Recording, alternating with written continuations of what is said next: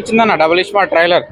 So పర్లేదు bro, బాగా అనిపించింది నాకైతే. మొత్తం మారుముక్క అది డైలాగ్ ఉంటుంది కదా, బాగా అనిపించింది ట్రైలర్లో. మోస్ట్లీ ఏంటంటే ఎక్కువ ఎలివేట్ అయింది సేమ్ రొటీన్ కాన్సెప్ట్. రామ్ గారిది యాక్షన్ లేక ఇంకా పంచ్ డైలాగ్స్ అవన్నీ కూడా బాగా అనిపిస్తున్నాయి. ఇక్కడ కోర్ కాన్సెప్ట్ అయితే సేమే బ్రో, మీకు అందరూ తెలిసిందే, మెమరీ ట్రాన్స్ఫర్. లాస్ట్ టైం ఏంటంటే ఇది ఖచ్చితంగా ఇదే కావాలన్నట్టు ఈ రామ్ మీద వేసారు. ఈసారి ఏంటంటే డైరెక్ట్ ఈయనే టార్గెట్ పెట్టారు. మన డైలాగ్లో కూడా చూసుకున్న ట్రైలర్లో చిన్న అంటారు కదా, ఇదేమన్నా మెమరీ కార్డా ఎస్డీ కార్డా మంచిగా ఏమనుకుంటారు అయింది, ఎవరు పడితే ఆడు ఫోన్లో పెట్టేసుకుంటారు అయిందని డైలాగ్ పెడతారు కదా, ఆ సీన్ మాత్రం బాగా నచ్చింది నాకు.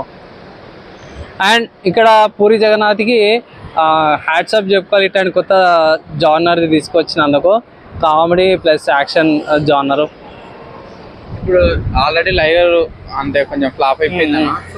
కొంతమంది వేరే విధంగా మాట్లాడుతున్నారు అట్లా. అంటే బ్రో ఒక మాట బ్రో, లైగర్ వచ్చింది 2 years అయిందా, 2 years పైనే అయిపోయింది. అప్పటికి చేంజెస్ అయితే వస్తాయి కదా. రామ్ పోతినేని గారు కూడా ఒకటే అన్నారు, ఈ సినిమా చాలా టైం తీసుకొని చేశారు పూరి గారు.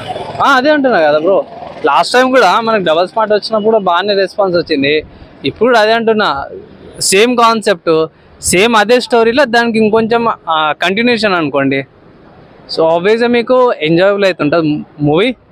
థియేటర్లో వాచ్ చేయమని అయితే పబ్లిక్ అందరికీ కూడా రిక్వెస్ట్ అయితే చేస్తాను.